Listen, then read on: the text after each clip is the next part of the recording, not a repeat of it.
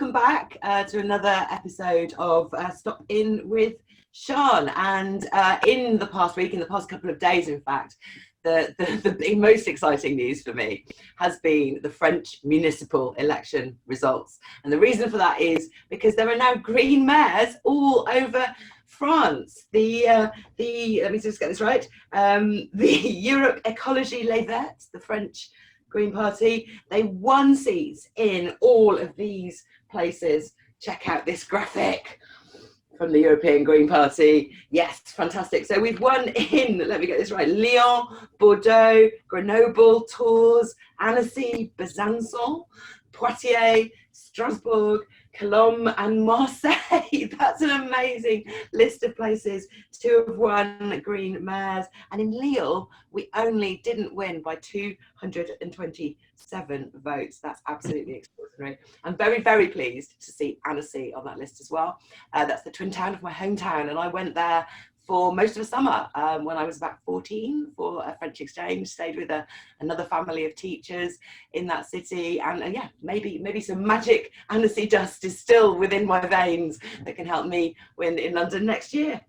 Because in London we don't yet sadly have a green mayor yet, but that is very, very relevant to our topic for today, because for the rest of our 20-minute show we'll be talking about the disastrous plans for a new Silvertown road tunnel in London. Now remember, you can ask us questions during the show using the Zoom chat. We'll help to answer you there. And just now it's for me to introduce our guests. So today we've got Victoria Rance, who's a Green from Greenwich and spokesperson for the Stop Silvertown Tunnel Coalition, and Simon Pirani, who is a researcher of fossil fuel consumption and a senior research fellow at the Oxford Institute for Energy Studies. He's written this new report on the problems with the tunnel, and we'll be talking about that. This report's been signed up to by people from all parties in London, apart from the Conservatives, and a whole array of fantastic academics and experts, including Kevin Anderson from the University of Manchester, climate change expert Joanna Haigh, another expert on that from Imperial College. We've got transport guru Phil Goodwin signed up, and Professors Frank Kelly and also Ian Mudway from Imperial College London, who do so much good work on air pollution. This report is going to be hopefully game-changing in terms of the tunnel. We'll be talking to Victoria and Simon about them now, so let me just switch them on my screen. There we are, we have Simon and we have Victoria. Good morning, nice to see you both. Morning. So let's go to Victoria. Hello, hopefully that's not a delay. Let's go to Victoria first. Not all of our viewers will know what the Silvertown Tunnel is. Not all of them will have been involved in campaigning for as long as we have on the issue. Can you give us the basics? What is it and what's the problem? Okay, well, it's a new Thames Road crossing, and if we have a look at a map, then you'll be able to see exactly where it is. It's from Greenwich to Newham. It's a 4-lane motorway. It's got HGV lanes. And it's a bigger bore than Blackwall Tunnel, so larger HGVs will be able to use it. It's a 1.2 billion PFI project. Construction's due to start, it's slightly delayed by the virus, but it's starting this year, supposedly. Signed off in December. And it comes out in Newham, which is already the most polluted borough in the UK. And that's why. Well, one of the reasons why we just think it's in the wrong place, basically. This is a giant new addition to road infrastructure in East London, and it's completely misconceived. There'll be more road capacity right there in that map that we saw, but then all those new cars are going to be spilling out into, like you said, some of the poorest and most polluted boroughs in the whole of the city, causing huge amounts of damage. So yeah, I mean, Newham does not deserve this. No. Greenwich does not deserve this. This is where you and Simon both live. Yeah. I mean, already, Newham has got the highest number of Black, Asian, minority ethnic children and young people, and really high rates of asthma already, high pollution, and it's just sort of social justice. You could call it environmental racism, because you wouldn't get something like that appearing in Chelsea and get away with it. Just wouldn't happen. So this is my old job was a transport campaigner, and I've been just digging up the long history of me working on this scheme as well. And the history with the Greens goes right back to the Thames Gateway Bridge, which is a very similar location, just slightly further along the river, aiming to do exactly the same thing, create new capacity across the river. And when that was analysed, it found at the public inquiry that it would actually worsen inequality in the area, that it would do damage to the poorest people who live there, who don't have cars as well. Majority of Newham population don't have cars.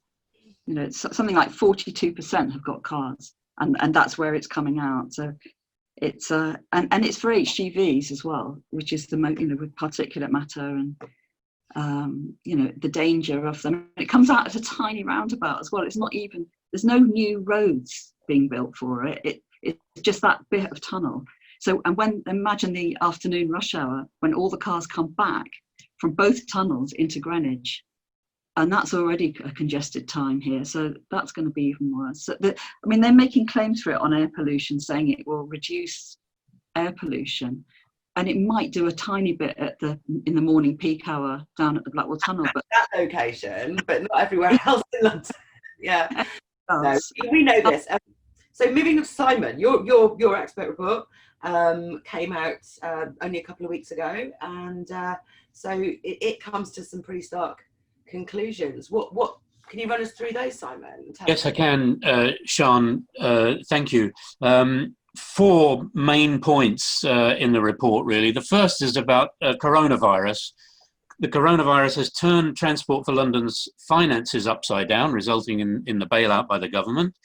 It's also turned upside down long-term projections of traffic levels. All the researchers are now assuming that there will be less traffic in future. And in fact, we've got the president of the AA, Edmund King, saying, don't spend money on roads, put it all into broadband. So it's extraordinary under these post-COVID circumstances that the GLA, the Greater London Authority, has not already decided it needs to think this whole thing through again.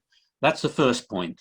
The second point is that the central claim that we've come up against, insofar as we've had any reaction to the campaign from the Greater London Authority, their central claim is that the tunnel, you've just mentioned, they say the tunnel will not produce more air pollution or more greenhouse gas emissions because, they say, it will not produce more traffic. Now, clearly this flies in the face of all the research on traffic trends of the last 30 years. You've just mentioned some of the people who did it and who've signed up to say they support the report's conclusions. That research confirmed the so-called induced traffic effect. That is, that more roads do produce more traffic. Now, to get round that, TfL has used assumptions for its modelling that perversely minimise this effect. That has to be looked at. The other thing that TfL have done is to claim that they will deal with this induced traffic by tolling the tunnel. The report shows that in other cases, such as the Dartford crossing, which is the next crossing down the Thames, this has not worked. When they put on a toll on the Dartford tunnel, the traffic volume went up. When they increased the toll, the traffic volume went up. So there's no evidence that a toll can work. And furthermore, as Victoria and the campaigners have pointed out, there's always the danger that a future mayor will adjust any toll for political reasons. Now, the third thing, and there's a graphic on this, and to me, we've got that might help. Go on. To me, this is the most frightening aspect of all, is the tunnel is part of a transport strategy under which far more greenhouse gases will be pumped into the atmosphere than is permissible if we're to prevent dangerous global warming. In other words, it's a strategy that means that London will not play its part in tackling global warming. Now, there were 3 lines on that graphic. There was a blue line at the bottom showing, reflecting the projections by the Tyndall Centre for Climate Change Research. There it is again. And those projection shows that emissions need to be cut really rapidly in the next decade. We need to shed 12% plus of emissions in London in the next decade. The orange line reflects the figures that are used in the London Environment Strategy, which fall well short of what the Tyndall Centre has set down. And the purple line reflects the operational assumptions that are being used by TfL about transport emissions. So they're assuming that these emissions will hardly fall over the next 20 years. And in fact, the space between the orange line and the blue line is scary enough. The space between the purple line and the orange line shows that the Greater London Authority is not taking its own targets seriously, let alone the targets set by the Tyndall Centre. That scares me in a year when we've had wildfires, we've had these record temperatures in Siberia and all the rest of it. And that brings me to the fourth and final point that we've made in the report, that this reflects a bigger problem. And actually, this is not just, it is a London problem, but it's not just a London problem. And that is that there's a chasm between political leaders' words about climate change and their actions. And this chasm exists not only at London level, but at national and international level as well. So it is part of this bigger problem. We have to get over that chasm. We have to break that down. And it's for all these reasons that the report argues that the tunnel project should be cancelled, and that transport strategy, which is so dangerous in climate terms, whatever is said about climate, that transport strategy should be reviewed. That's fantastically interesting. I mean, it's so good to get an expert view on all of this. I mean, what's really interesting there is that the fact that they're underestimating the induced traffic effect, because that's been done throughout history, and we've seen absolute disasters in the past from increasing road space and getting more traffic as a result. And that Dartford crossing evidence is new since I was a transport campaigner. That's really, really useful to have.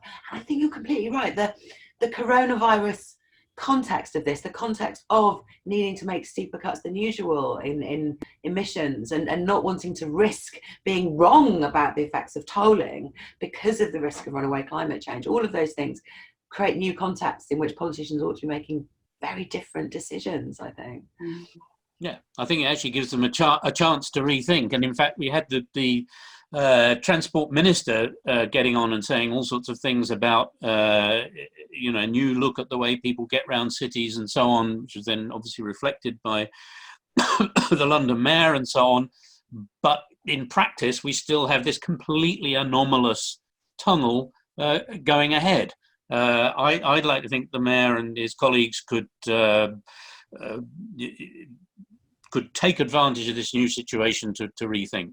Yeah, absolutely. So Victoria, you're the campaigner on this at the moment. Let me get this right. You've taken over from the previous Silvertown Tunnel campaign in a new coalition of lots of different groups. You've been lobbying the mayor's team. So I want to put to you the big objection that we get back from the mayor's team to cancelling it. And their argument is it's a PFI scheme.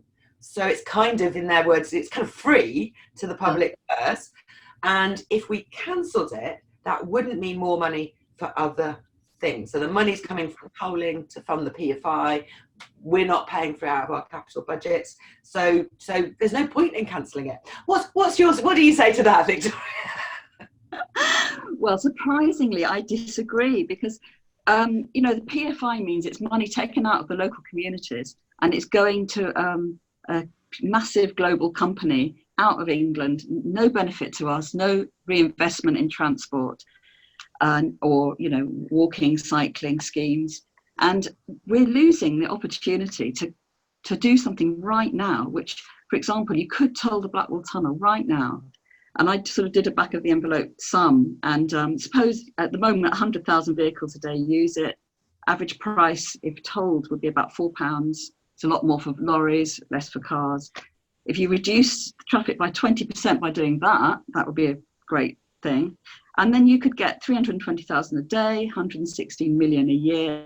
And in 10 years, 1.2 billion. So we'd get that money for TfL. They need it. On one bridge. Obviously, I've been arguing for much wider road pricing to replace Exactly, yeah. one-off intervention, for us to have fair, smarter and fairer than the congestion charge road pricing that would generate money for all the kinds of things that we're needing to do to this now because of coronavirus, but also to create healthy streets with lower traffic and better public transport. And they could do it immediately, not wait 6 years. You know, we haven't got 6 years, as Simon's graph shows. We've got 10 years to do everything, so we need to get on with it. We can't wait for the tunnel to be built. Yeah, so there's just basically a huge opportunity cost to pressing ahead with this. Exactly, Simon, what's your view on this? Are we right about this in our rebuttal to the mayor?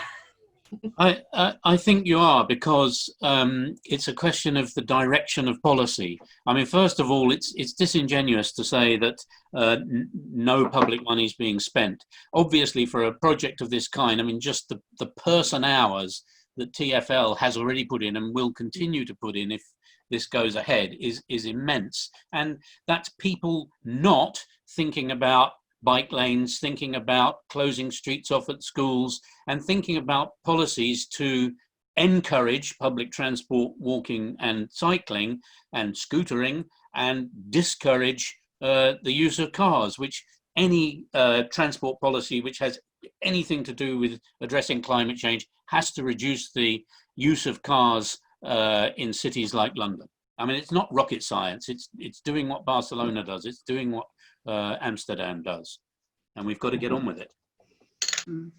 Yeah, no, and then in the GLA, every year in the GLA, the Assembly members get to put budget amendments, and every year we put forward the budget amendment to cancel the Silvertown Tunnel. So we're tracking that point you make about the time and effort within TfL. We're tracking the actual direct costs, and we know that there are already tens of millions of pounds that have gone in direct costs, not the PFI, the building of it, the scheme, the preparation works. I mean, that's Garden Bridge's worth of time and effort and money that's gone into this scheme already at TfL that could have gone on much better things. It really, really could. So my question to you now, Victoria, is, can it still be stopped?